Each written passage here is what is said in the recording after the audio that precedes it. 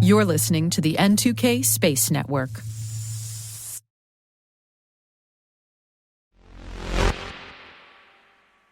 Yesterday, we opened our show with a call to show me the money, and it seems Europe has answered. The largest seed round for an aerospace startup in France closed this week, the second largest in European space tech history. Are we seeing the seeds of change in aerospace investment? T-minus 20 seconds to LOS. Speed rest to go for deploy. Roger roll. Today is June 27th, 2023. I'm Alice Carruth, and this is T-minus.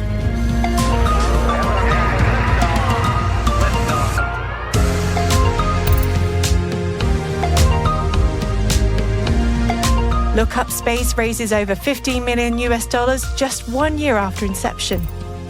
US District Court backs SES in battle with Intelsat. US and UK special relationship extends to new space domain awareness partnership. And I speak to Derrick Walker from Brigham Young University's rocketry team about winning the 2023 Spaceport America Cup.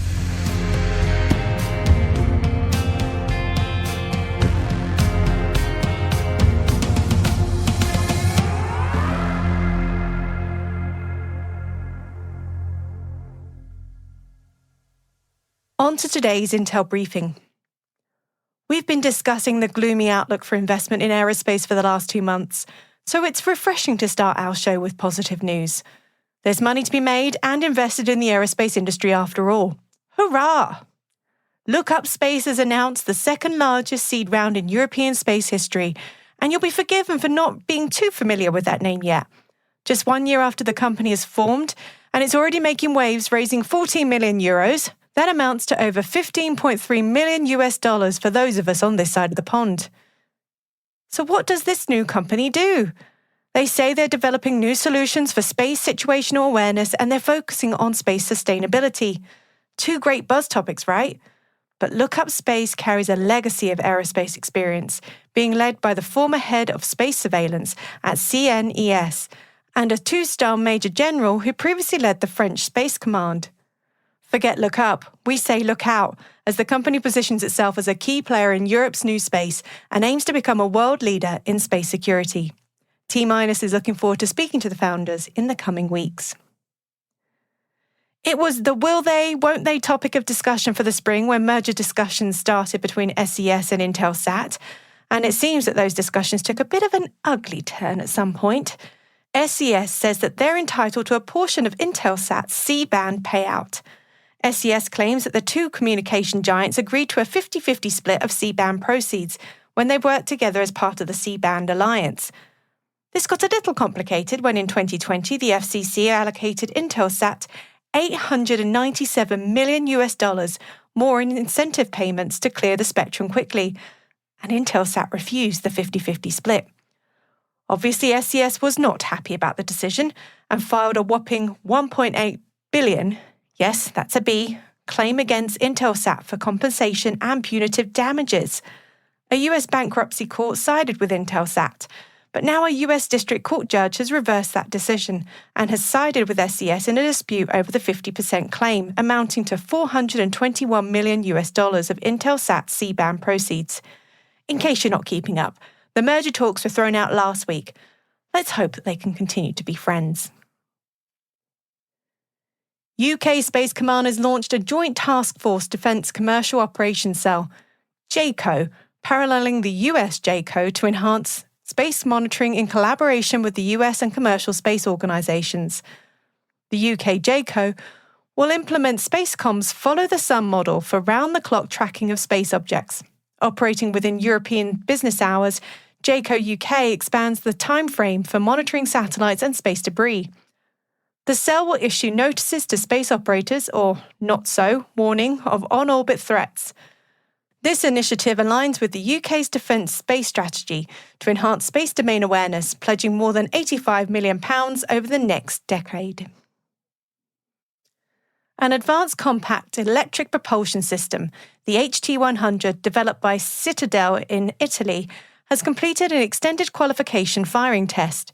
The system, featuring a small, low-power Hall-effect thruster that can generate up to 6 millinewtons of thrust, is set to be deployed on the ESA-supported microsatellite demonstration mission later this year. The HT-100 uses Exxon propellant and will be tested in a series of in-orbit demonstrations, including over 1,000 ignition cycles and a single ignition exceeding 600 seconds. The German Aerospace Centre, in collaboration with the French National Centre of Space Studies and JAXA, the Japanese Aerospace Exploration Agency, is developing a rover to explore Phobos, one of Mars's moons. The initiative forms part of the Martian Moons Exploration Mission, targeting a 2024 launch, designed to ascertain the origins of Phobos and Deimos, potentially offering clues about Mars's geological history. The rover, fitted with a suite of instruments including a mini rad radiometer and Raman spectrometer, will characterize the surface of Phobos and help gather samples for Earth-based analysis. The rover is in the final stage of space qualification tests and is expected to be delivered in summer of 2023.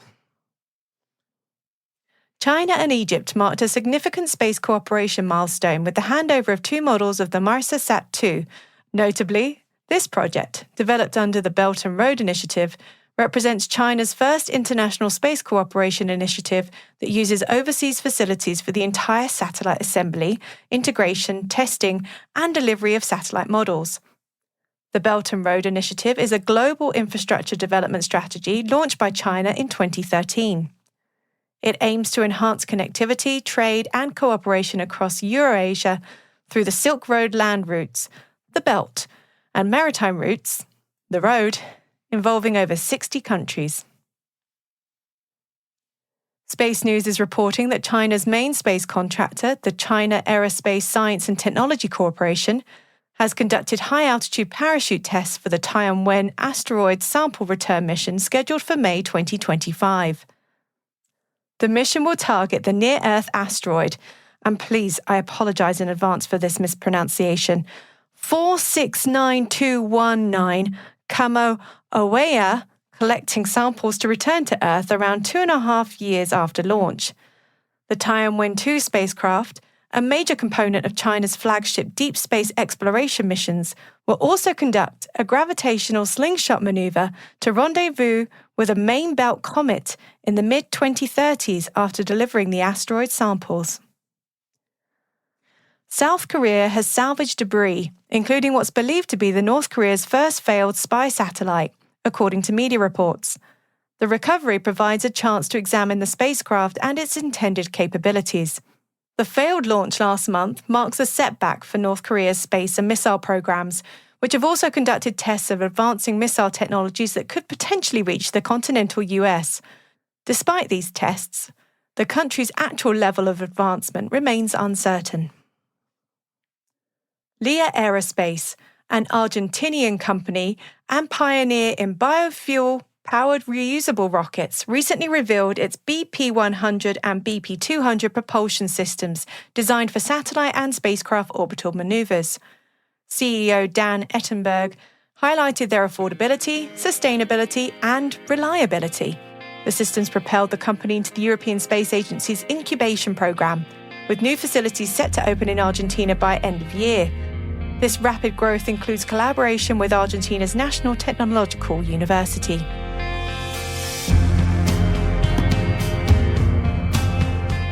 And that concludes our roundup today. But we've included links to all the stories we've mentioned and a few that we did not in the selected reading section on our website, including a breaking defense story on space weapons and preparing for conflict. Hey T-Minus crew, our audience is growing rapidly and that's a big thanks to you. If you're just joining us, be sure to follow T-Minus Space Daily in your favourite podcast app. And also do us a favour. Please share your favourite episodes on social media. It helps professionals like you find the show and join the crew. You can find our social media profiles in the show notes and at space.n2k.com.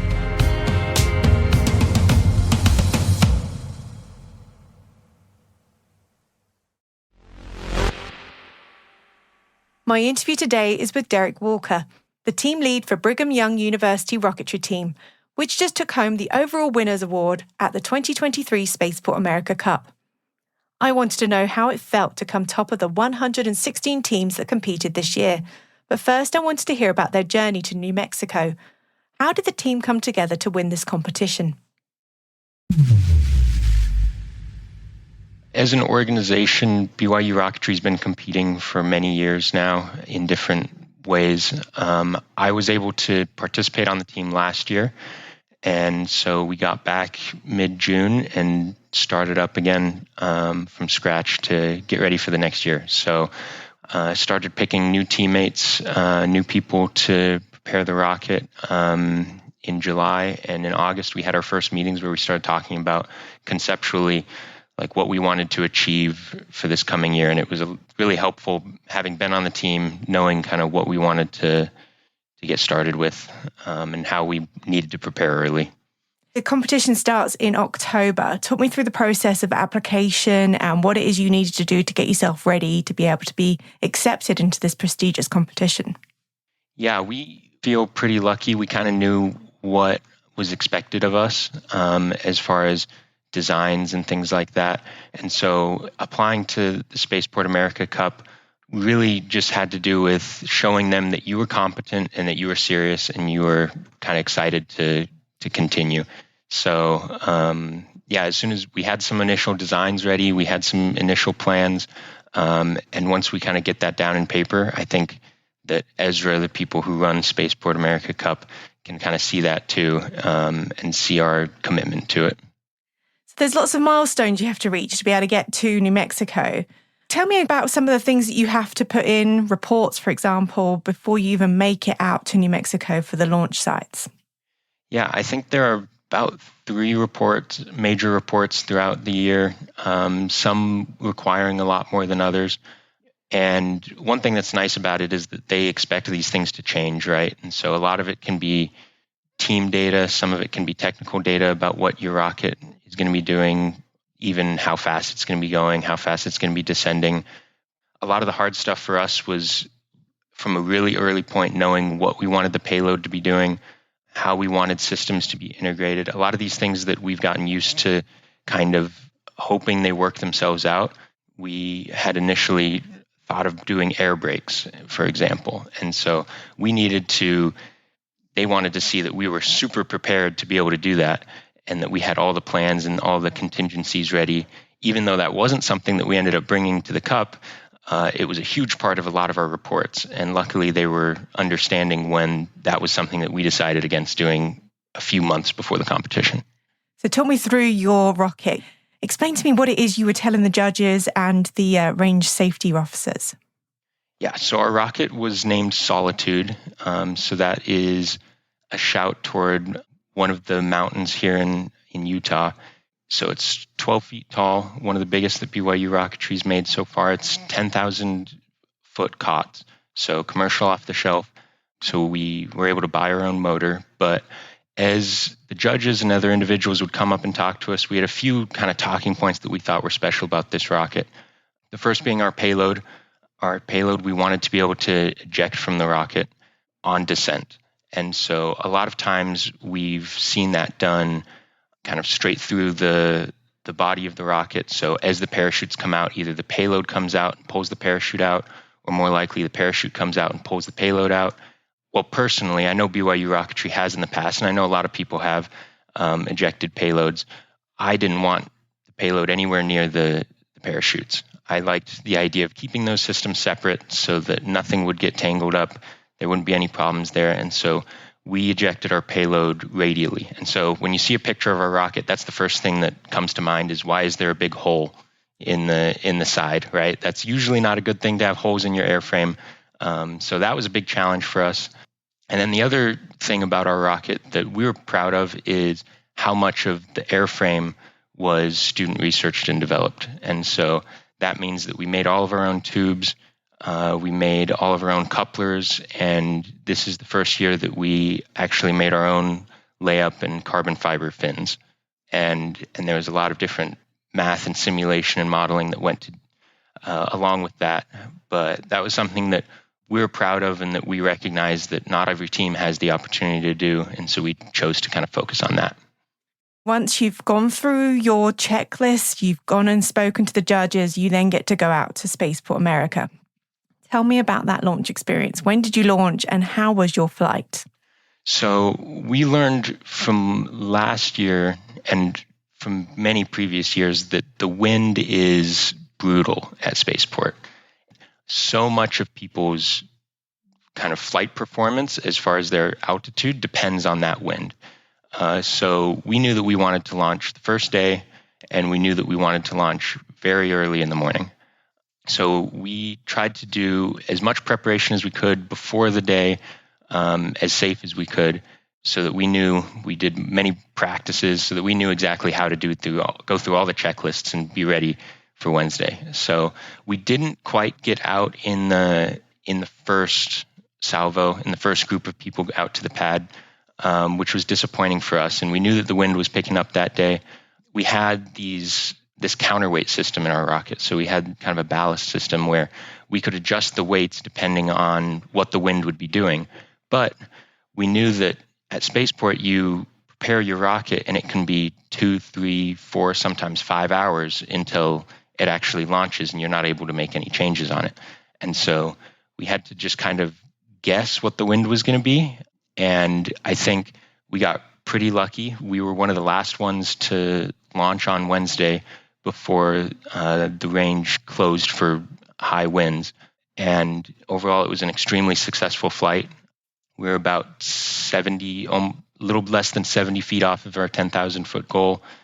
And we recovered the rocket with absolutely no damage. And the payload ejected successfully, which is something that I was a little bit nervous about, but super excited about too. So as you mentioned it, what was the payload that you guys took up in your rocket?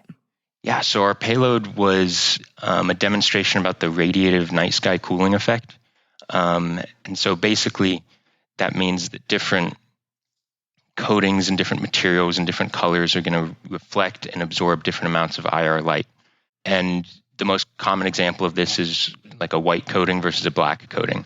And so on buildings and things like that, it's really important to know how much IR you're going to be absorbing to save energy costs. And we had a hypothesis that different coatings would perform differently at different altitudes as well.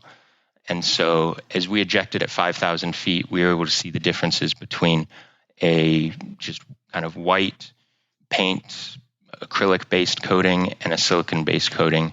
And that was kind of the goal, to see that gradient and the difference between 5,000 feet and ground level. Excellent. What a great way of approaching payload work.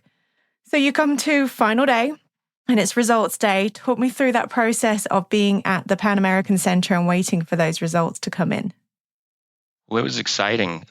It's great to launch on the first day, but it means you're sitting and waiting and wondering for 3 days, right? So I was super hesitant. I didn't really think that winning the entire cup was something that was possible. In the past, I'd look at other teams that had done it, and for some reason, they just seemed like they were in a different tier. And I don't think that was really a rational thought, but when some of the newer members on our team, they were talking about it, and they were thinking, well, there's not many places where we would have lost points. I wasn't that confident going into it, but I think I was really just trying to temper expectations. So it was certainly a surprise, but I'm really proud of my team and everyone who worked on the rocket in helping us get both the General Cup and also the trophy for the excellence in simulation and modeling. We're also very excited about that. I'm most proud of the simulation and modeling because that's one that I mentioned. We met in August and we talked about what our plans for the Cup were, what we wanted to kind of accomplish. And that was one of our first goals. We said, hey, like high power rocketry is such an interesting activity because it can be a hobby and it can be a science. And we all kind of lie somewhere on that spectrum of how much analysis we're going to end up doing. And we said that, hey, we want to really kind of upgrade our understanding and our knowledge of what is going on in the rocket. Like I said, we've had a club that's been very established for many years, which means that we get a lot of different kind of habits. We know how to roll a carbon fiber tube. Do we all know necessarily exactly why we do it like that? Maybe not, because that's how we were kind of taught how to do it. And so this year we said, hey, we want to actually do the math, run the numbers, do the analysis on why these things work.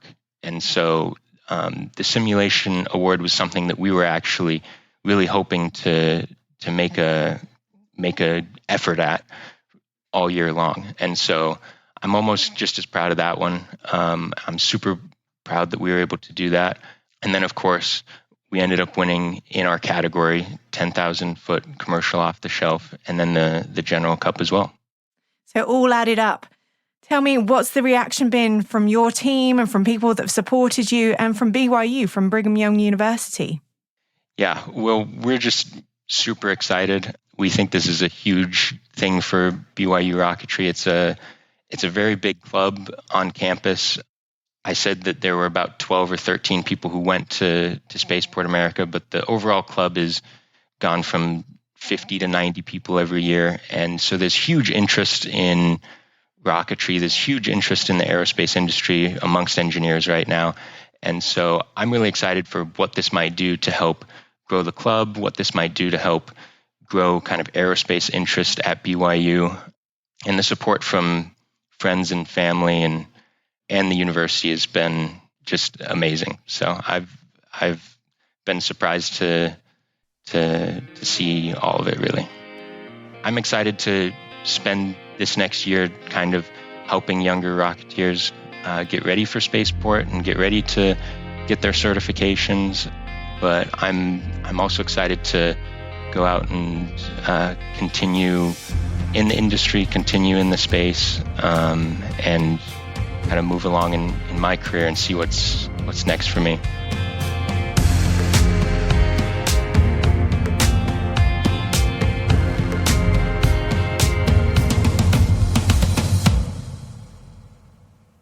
We'll be back after this. So congrats again to Brigham Young University rocketry team for taking home the trophy at the world's largest student rocket competition. Now, I've been talking about this competition for the last few weeks and reported on it when many other outlets have not, and I wanted to discuss why. Why is a student competition so important to the aerospace industry? Well, these bright minds represent the future of our industry, and I can tell you what I observed is that the future looks promising. Nearly 50% of the teams came from outside the US, and a lot of the overseas groups had a lot more hurdles to overcome to make the competition. But not only did I observe teams from Canada, Brazil, Australia, and Italy take home awards at the end, I also saw international collaboration in fixing problems. Take the team from South Korea that experienced a premature firing at the pad. Mentors and teams from around the world came together to help troubleshoot, offer advice, and equipment to ensure that they got their chance to launch. They unfortunately did not put it together on time, but they made strides in finding the right people to work with, and that's what fills me with hope for future pursuits in space for all of humanity.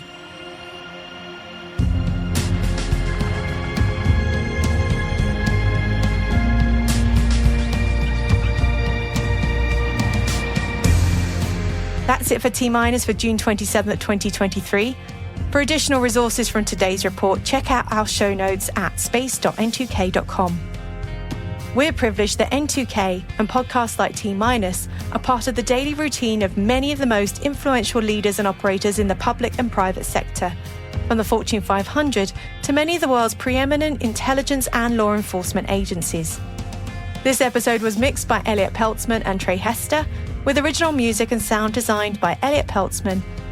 Our executive producer is Brandon Karff, our chief intelligence officer is Eric Tillman, and I'm Alice Carruth. Thanks for listening.